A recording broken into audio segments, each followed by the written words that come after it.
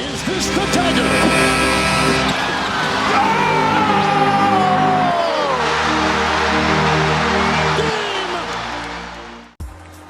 G'day guys, JB here, and we are roughly half an hour following the end of the 2023 Eastern Conference Finals, which means that the conference finals race for both the East and the West has been run and has been won, and we are down to two in the 2022-23 NBA season. The conference finals out of the way, of course.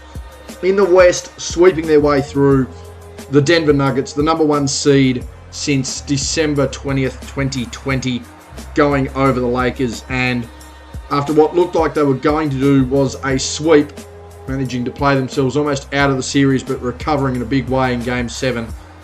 The Miami Heat, from the 8th seed, from 2 playing games, also making the NBA Finals. We're going to have a bit of a look at each series in a bit of a microscope here. Not going to be a big, long review as it's only the 2 series, but a couple of stats, a couple of facts for each team that's going through the NBA Finals in each series.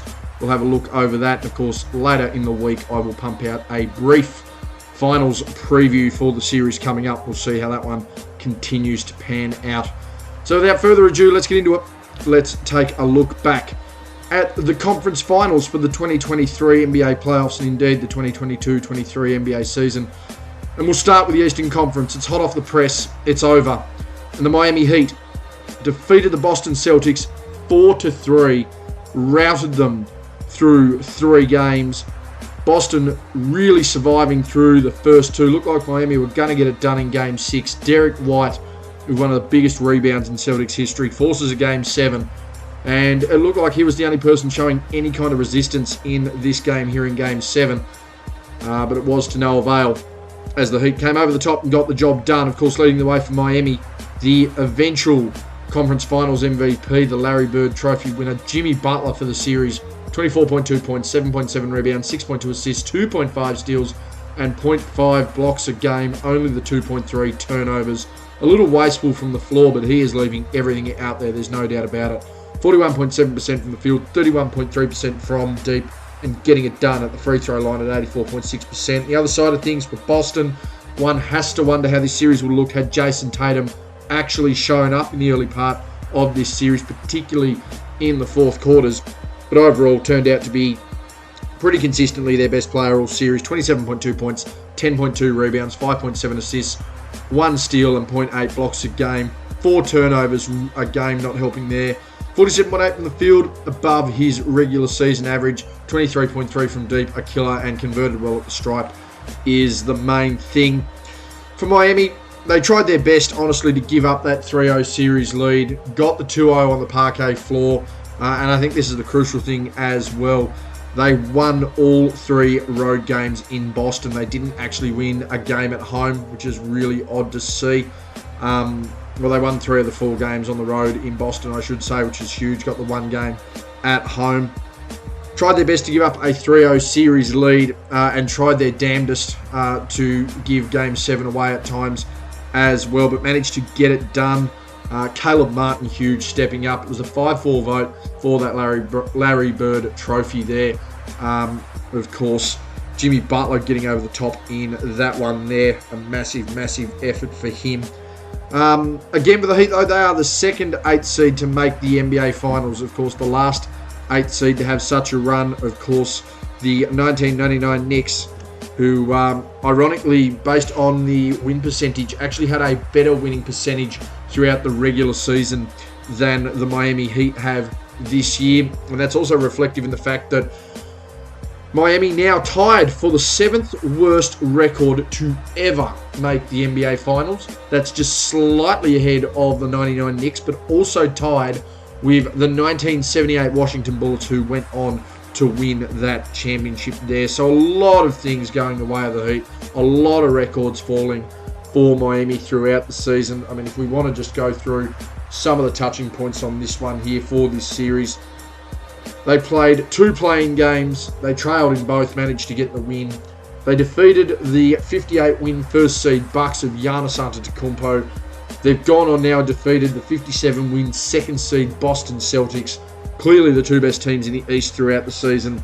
And the two teams many predicted to meet in this series on what would eventually be the NBA Championship deciding series.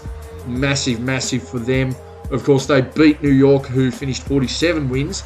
But you also have to look, again, the fourth most missed games this season through injury or absence by players. They had a negative point differential on the season. They had the lowest points per game production of any team this year. They were the second slowest team in the league behind Cleveland this year. They lost a key bench rotation in Victor Oladipo. He's gone for 12 months. Essentially didn't have their second best scorer in Tyler Hero. They haven't had him basically all playoffs. He's not going to be healthy potentially until about Game 2 or Game 3 of this series. We might still see him get out on the floor. They were the 8th seed, but now they're headed to the NBA Finals. And of course, the Larry Bird Trophy and the 5-4 split going to Jimmy Butler. A huge series for Jimmy Butler. Just another one of those I am that guy kind of series. You've only got to go back to 2016, 2017. Dwayne Wade and Rajon Rondo head to the Chicago Bulls, and the first thing they say is that it's Jimmy's team. They failed to do anything with Jimmy on that team. Bit of disharmony, of course. Wade a little frustrated. Rondo a little frustrated as those guys. Certainly, Wade very frustrated with the way things ended in Miami. Rondo started to really bounce around the league at that point there. A lot of frustrations. You then move over to Minnesota. There's plenty of stories about Jimmy Butler at Minnesota just chewing out and dominating teammates. Same thing in Philadelphia as well. Really disgruntled after they took Tobias Harris over him. Key thing there, though, particularly with the Timberwolves and particularly with the 76ers, he wanted to mould their young players to be what this Miami Heat team is. He just needed people around him to believe him. And why not have arguably the best coach not named Phil Jackson or Greg Popovich of the 21st century to back him in? And why not have the best executive in league history not named Red Auerbach or Jerry West back him in either? Two guys that believed and saw what he could do. And you've only got to look at the guys that are stepping up around him and the contributions of everyone on these teams. Just unbelievably huge. Jimmy Butler leading another team to another NBA Finals run. They're second in 4 years. There's videos of me being able to pick this from back in the day, at least 2020, saying that this Heat team was going to be a team to watch. And here they are. They peaked early in 2020. They're back here in 2023. Jimmy Butler, everyone's asking the Hall of Fame question. Absolutely. There's no doubt about it. If he goes ahead and wins, there's going to be a mammoth task. He would have to beat 3 50-win teams to do it. That's a pretty big effort, particularly beating the first seed in each conference and the second seed in your own. You've got to put him ahead of Paul Pierce. You've got to put him ahead of James Worthy. You've got to put him ahead of Paul Arizon, guys like that. They are the leaders. He's the leader of a championship team. A championship-capable team. If he gets it done, I don't think he will, but if he does, you really got to consider it. That's the kind of conversation you've got to have with Jimmy Butler right now. The Paul Pierce, the James Worthy, the Paul Arizon level comparisons.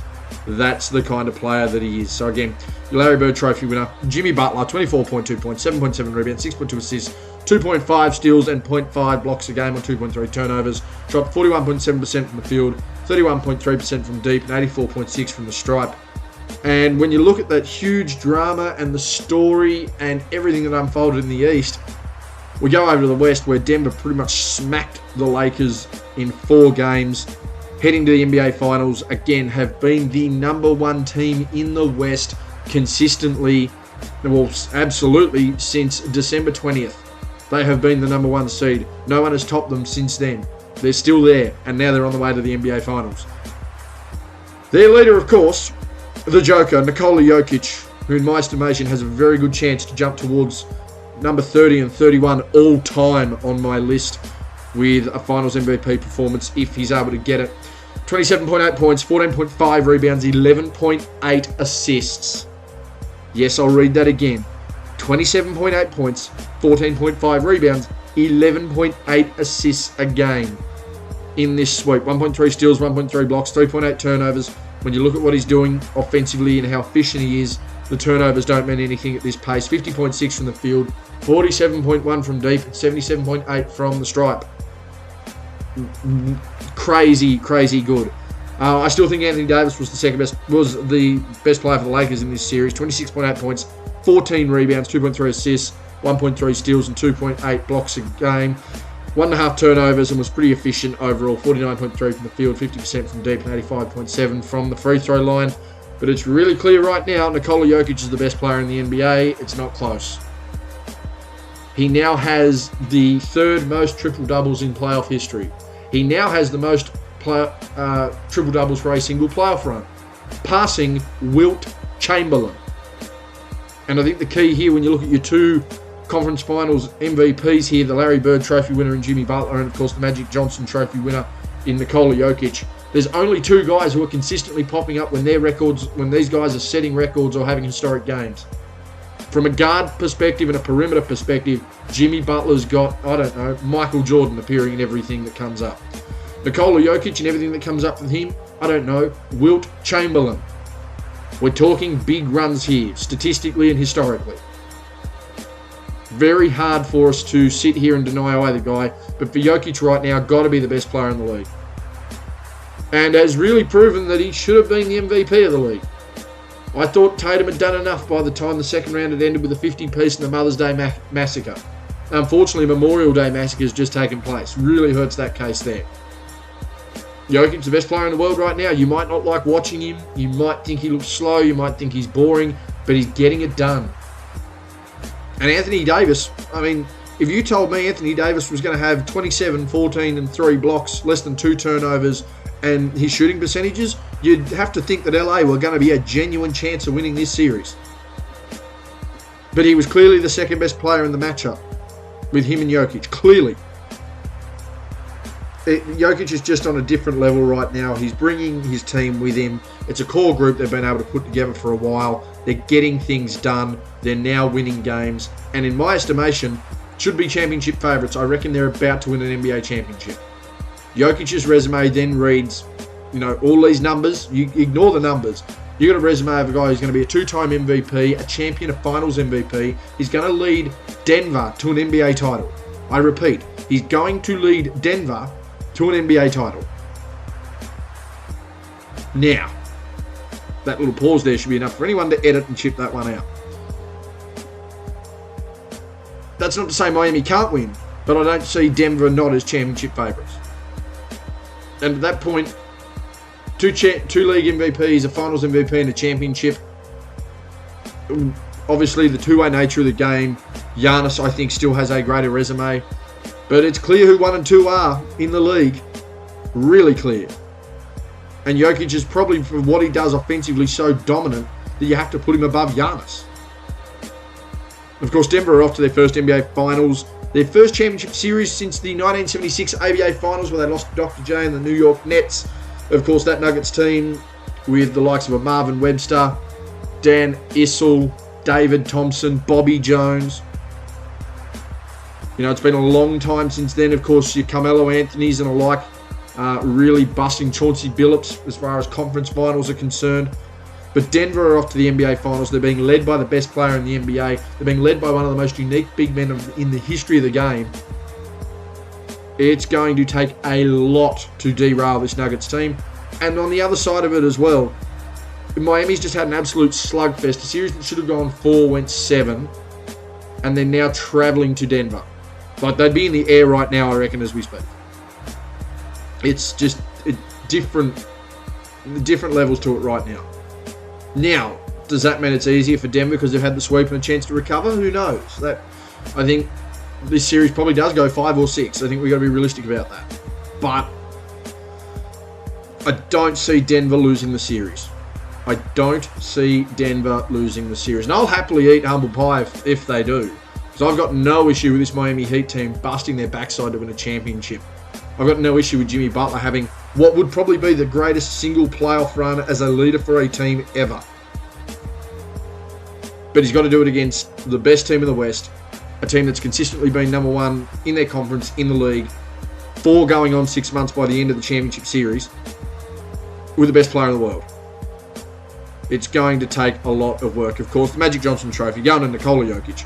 27.8 points, 14.5 rebounds, 11.8 assists, 1.3 steals, 1.3 blocks, 3.8 turnovers a game, 50.6 from the field, 47.1 from deep, 77.8 from the free throw line. more triple-doubles in a single playoff run than Wilt Chamberlain. Averaged a triple-double against Phoenix. Averaged a triple-double against the Lakers. Has a chance to average a triple-double in the NBA Finals. Has a chance to average a triple-double for a playoff run. Crazy, crazy stuff right now. And again, there's all this conversation about other teams and other players because Denver's viewed as boring, as a low market, as a team that people don't want to watch. If people don't want to watch someone who is a generational talent, if people don't want to watch someone who is an all-time level talent, if people don't want to watch someone who is clearly an outlier for great centers, and would rather talk about the possibilities of a player, the possibilities of a team, what the opposition need to do better, and not focus in the moment, fine by me. Just go for it. You cover that all you want. I've got no interest in it. Watching the games, watching film tells enough of a story for me. It's as simple as that. Jokic, the Magic Johnson Trophy MVP winner. Again, there's that real conversation for Caleb Martin, and obviously that conversation for Jamal Murray and whether they deserved the respective trophies, and there's probably a case for them. But Murray and Martin got what they got in the series because their leaders did what they did. So while there is value in their production, they were not more valuable than the leaders of their team. So that's the wrap on that one, guys. That's the conference finals. Of course, an NBA Finals preview coming at you in a couple of days' time. I'll make sure to get that one out. Everyone can have a look there and see what I'm thinking matchup for matchup. Of course, Murray and Martin going to be big. Does Tyler Hero come back in? What does Bam Adebayo do in comparison to Nikola Jokic? How does Jokic go against Bam? We'll see how that one plays out. Of course, does Caldwell Pope get the job on Jimmy Butler? Is Jimmy Butler taking Jamal Murray? Some really interesting matchups in this series coming up. How does the bench look? How do your undrafted? How do your rotations look? What's the coaching battle like? I think it's going to be a really interesting series. I do think Denver probably gets the win in it, 5 or 6 games. But at this point, you can't rule the Heat out. You cannot rule the Heat out. So we'll see how that one pans out. But, guys, that has been me for my conference finals review. I'll catch you in a couple of days with my NBA Finals preview. I'm out.